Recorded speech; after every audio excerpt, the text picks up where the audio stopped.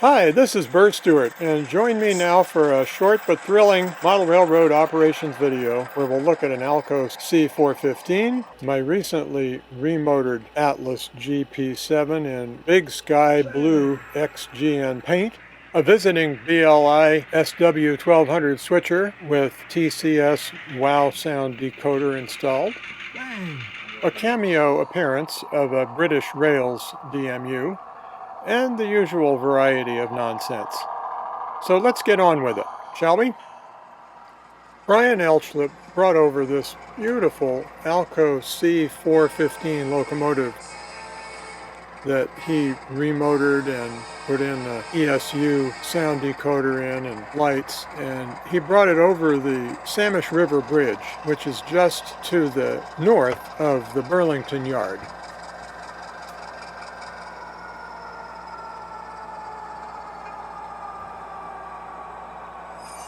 What a sound. A few minutes later, after he ran around his train and brought it south back towards Everett, he ran it across the Snohomish River Bridge. There he is, smiling in appreciation of his fine work. Look at those bright headlights. Outstanding.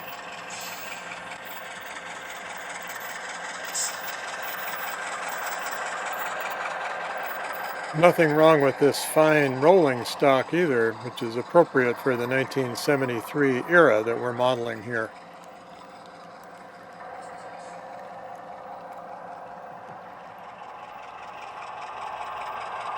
After passing Delta Y and this fictitious tunnel, he enters the Bayside Yard in Everett's west side.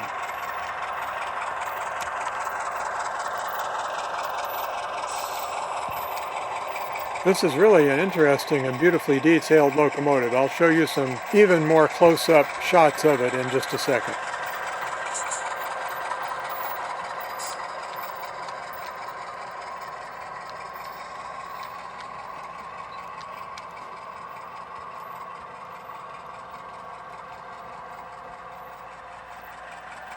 That ice house looks pretty abandoned, which it would have been by 1973, because they converted to mechanical reefers by then.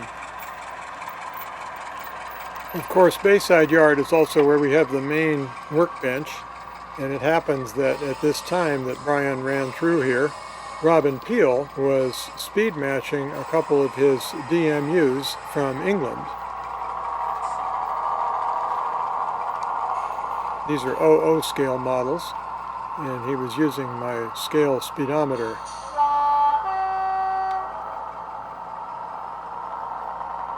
Wait for it. The scale speedometer, that is, not that weird sounding horn.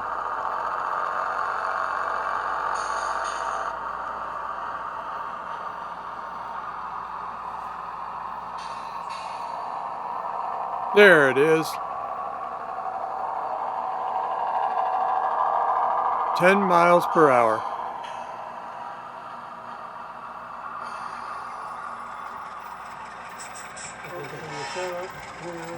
Well, back to the Alco C415. We're coming around the corner toward the Squid Bridge. You've heard of the Squid Bridge, practically every video on this channel. Sorry about that. Oh, and there's that beautiful Big Sky Blue switcher that we saw in the last video.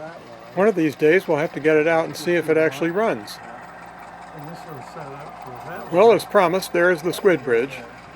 In case you're wondering why it's called a C415, all the locomotive manufacturers had different codes for their locomotive type. And in this case, the 4 stands for 4 axles, and the 15 stands for 1500 horsepower. Hence, it's a 415. I don't remember what the C signifies. You'll have to get that from somebody else. On the left of the train, you can see that new switcher that's being tried out in Delta. We'll get to that a little bit later in the video. But before we follow Brian's train anymore, let's just take a closer look at this beautiful locomotive. The BN only had 2 of these, and they were both stationed in Portland, Oregon, so I guess it's theoretically plausible that they would show up in Seattle occasionally. Alright, let's get back to work. Here we are running along the side of Carkeek Park in Golden Gardens on the coastline that runs between Everett and Seattle with our little train, which is now down to only one car and a caboose. I do love that Western Pacific gondola though, nicely weathered. But we're supposed to be paying attention to Brian's beautiful C415. I know you've seen this before in some of my earlier videos, but today we're just celebrating it one more time. It's a brass engine that he extensively detailed and put a new ESU decoder, a new motor, new speakers, and new lights in. Gorgeous.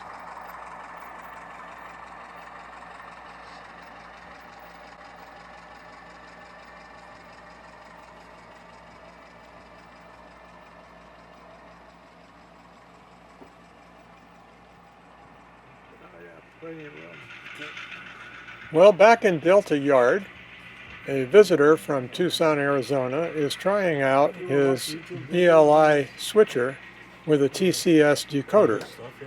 Let's see what we think of the sound. Sounds pretty good to me so far. So you want to push the whole thing back in there a little bit, right? Yep. Let me get a pick. Here's a pick. Here's a pick. Bang!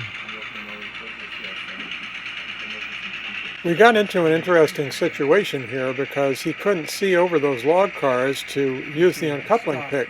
So he got out his cell phone and used that as a remote camera to help him do it. Here, isn't that an interesting idea? Okay, back her up. So clever, I never thought of that. There we go.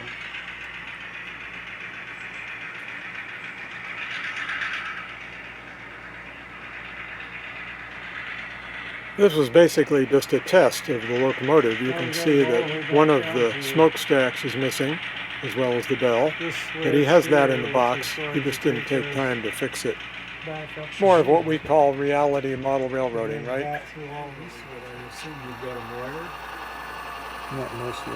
Well, back in Interbay, our new Big Sky Blue consist of locomotives is heading back down to connect to a train to pull out. And this visiting engineer is being very cautious. He's going to approach this long cut of cars at a very low speed.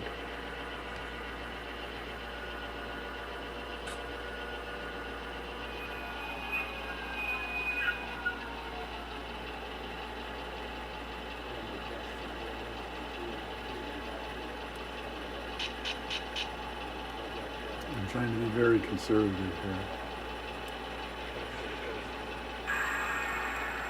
Yeah, that brake stopped at me. Now, stopping before coupling is a modern prototypical practice,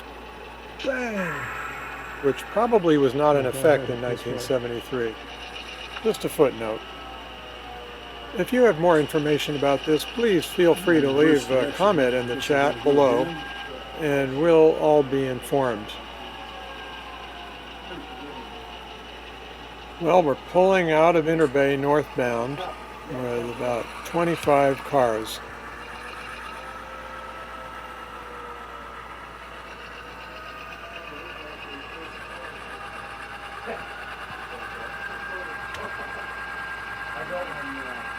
Since last week's video, when you saw these engines, I applied a coat of dull coat to them. They look a little different than they did. I also applied pan pastel weathering to the trucks and some of the details on the side and the roof.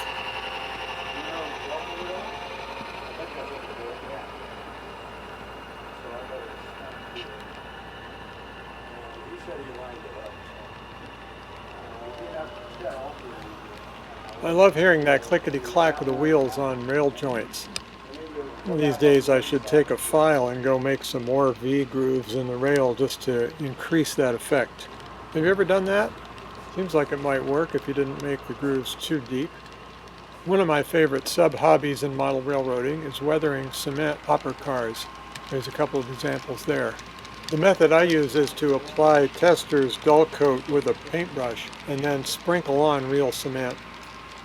But that was before they invented pan pastels. Maybe you could just use them as well. Well, it looks like nobody's moved that Jordan spreader that we had in an earlier video. Still in the maintenance area there in the interbay.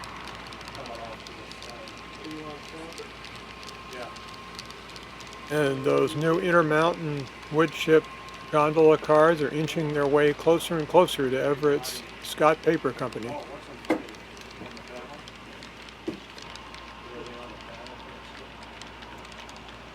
You got some brush. Well, as our caboose rolls out of sight, I'll give you one last look at this C415 and call it a day. I hope you've enjoyed this video, and you'll check out all the other model and prototype videos on my channel. For now, this is Burr Stewart, wishing you much fun with trains.